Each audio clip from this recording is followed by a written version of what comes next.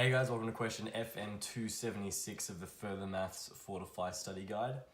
This question reads, 4 workers, Liam, Mike, Nathan and Ollie, are each to be allocated one of 4 jobs. Each person can complete each of the 4 jobs in a set time. These set times in days are shown in the table below, and then we're given a table that gives the same information as this one. If each person is allocated a different job, the minimum total time for these 4 people to complete these 4 jobs is what? And then we're given options A through E.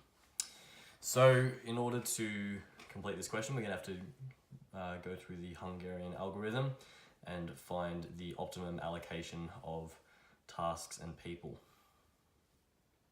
So first step is to perform a row reduction. Now I'll just be drawing down the grid, not actually writing down J1 through 4 and L, M, N, O each time, but you should be able to see what is meant at each stage. So first thing we're going to do is a row reduction of our first row. So we're going to be minusing 40 from each of these numbers. So we end up with 5, 15, 15, 0. Second row, our smallest number is 30, so we'll end up with 20, 5, 0, 20. Our third row, our smallest number is 25, so we end up with 0, 5, 5, 10. And our final row, our smallest number is 25, so we're going to end up with 15,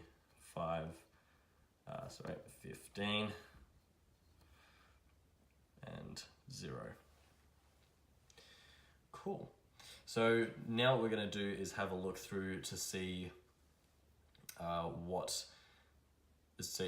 whether we have any columns that have no zeros in it, and we do. This second column has no zeros through it, so we're going to perform a column reduction, which means taking just the elements from this column. We're going to find the smallest number and minus that from each of them, each of the numbers in this column. So to bring it up here, we're still going to keep our other columns the same, so we're going to have 5, 20, 0, and 20. Minusing 5 from 15 should leave us with 10, and then we should end up with 3 zeros underneath. Keeping everything else the same, we should end up with an allocation that looks like this.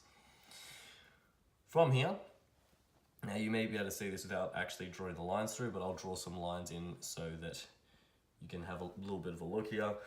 If we wanted to perform the line test, so we've got 4 tasks,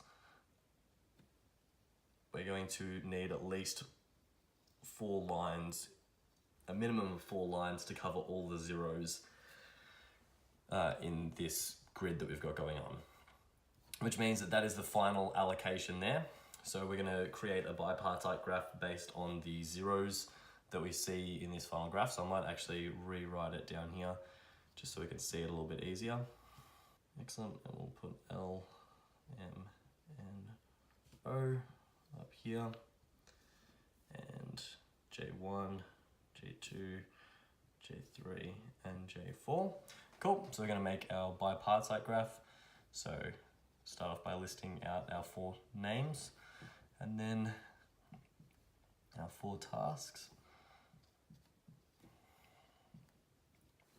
So L has a 0 where it meets with J3, so we're going to make a connection between L and J3. M has connections to all of 2, 3, and 4. N has a connection to J2. Oops. And O has connections to 1 and 4. So you might be able to see from this that O must perform J1 because it's the only person attached to it. L must perform job 3 because it's the only job they can perform.